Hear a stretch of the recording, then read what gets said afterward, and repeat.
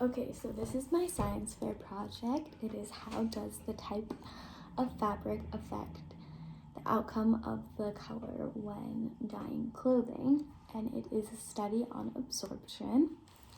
So, oops.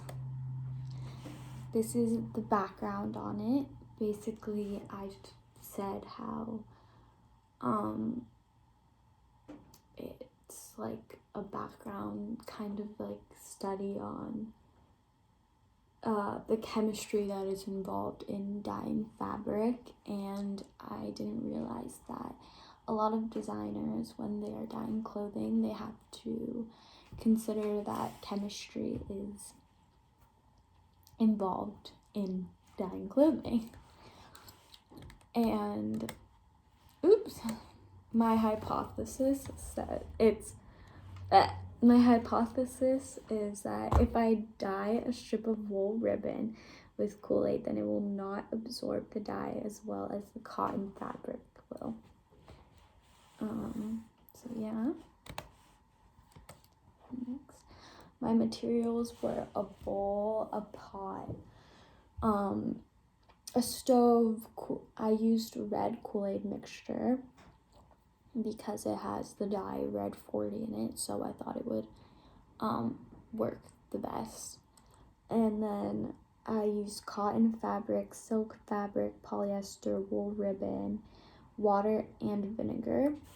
And since we are in quarantine, it was kind of hard to get the fabrics, so I just cut up an old t-shirt to get the cotton fabric, and then the polyester I used an old sheet.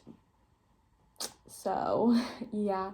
And then for the ribbon, I went to the store and got a silk ribbon because that's all I could find, but it was already pink. So, I mean, that was the best I could do. And then for the wool, I went to the store and all I could find was a wool ribbon. So basically, we kind of had to just like find the best fabrics we could to make this project work. And then the procedure is I placed all the fabric in a bowl of water in the sink, and then I let it sit there for 20 minutes to soak up the water. And then on the stove, in a pot, I added Kool-Aid, vinegar, and water, and then I waited for it to steam. And then once the fabric was done soaking in the water in the sink, then I placed the fabrics in the pot with the Kool-Aid mixture, and I let it sit there for 45 minutes, and I stirred consistently throughout the time, about every 5 minutes or so. And I put a lid over the pot that the fabrics were in. And then once the 45 minutes were up, I took the fabric out and poured out the water or the Kool-Aid mixture in the sink, and I ran the fabrics under warm water and squeezed out the rest of the dye. Oh gosh. My results, first of all, my hypothesis was wrong. The wool actually absorbed the dye better than the cotton, even though the cotton did absorb it very well. I will show you pictures in a second. But basically, so once the fabrics were dry, I noticed that the polyester didn't absorb the Kool-Aid very well. It was once I ran it underwater, it kind of washed out. So that wasn't good. And the silk, it was very hard to tell because the silk was already pink. So it kind of just stayed maybe got a little more pinker from the dye, and the wool actually turned like red, and the cotton turned pink, so the cotton did well. But I did some research, and it turns out that oh, a phone's ringing. It says here that the interaction between the two is also dependent upon chemical structure. So the silk and the wool absorbed very well because they create an ionic bond between the fabric and the Kool-Aid. So that is why they absorb very well. And the dye needs to get in contact and be equally distributed in the fiber in order for the Kool-Aid to absorb well. Oh, and then here are my pictures. Oops.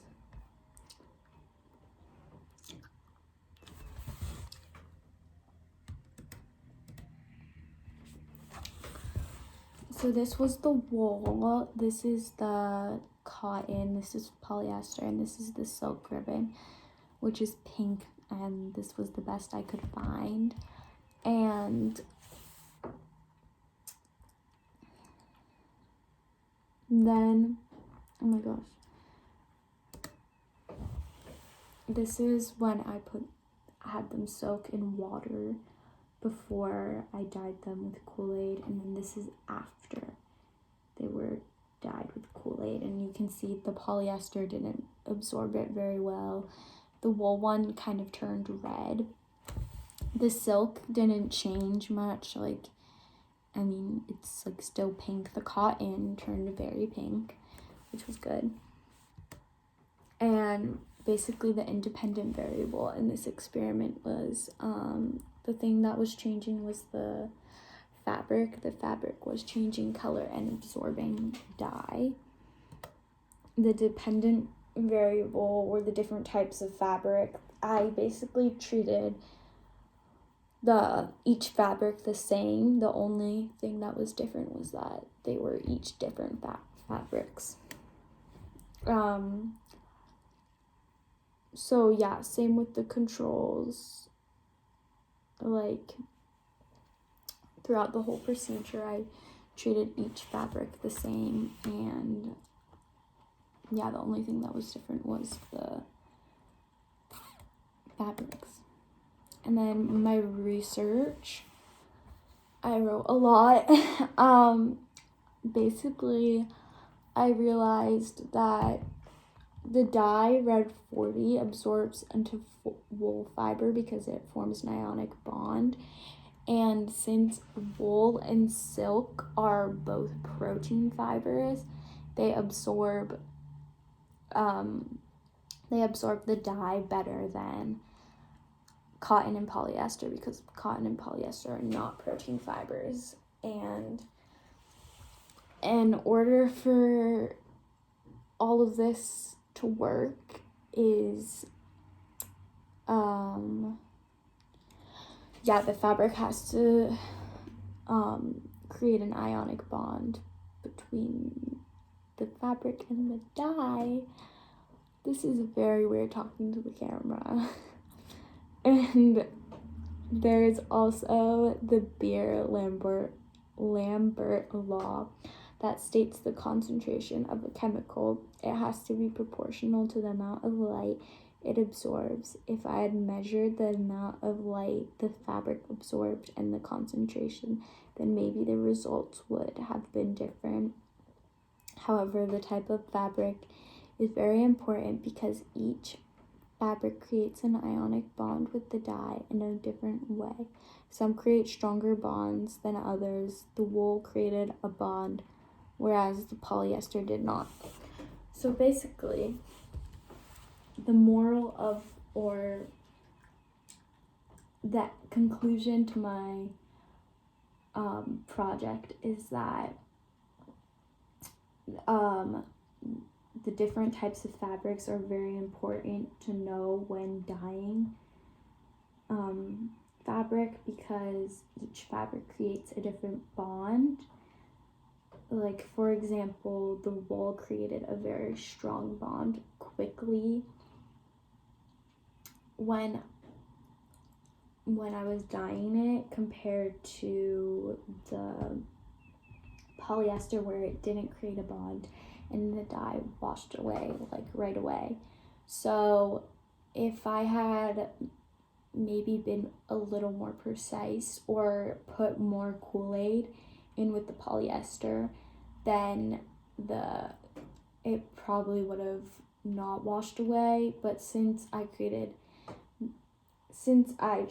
each fabric with the same amount of water and Kool-Aid, then my results were different. And yes, so basically, when dyeing, it is very important to note what kind of fiber each fabric has in it, so you can make precise adjustments to dyeing in order to get the best results. And last but not least, my sources were Science Buddies. Yeah, that's it. Bye.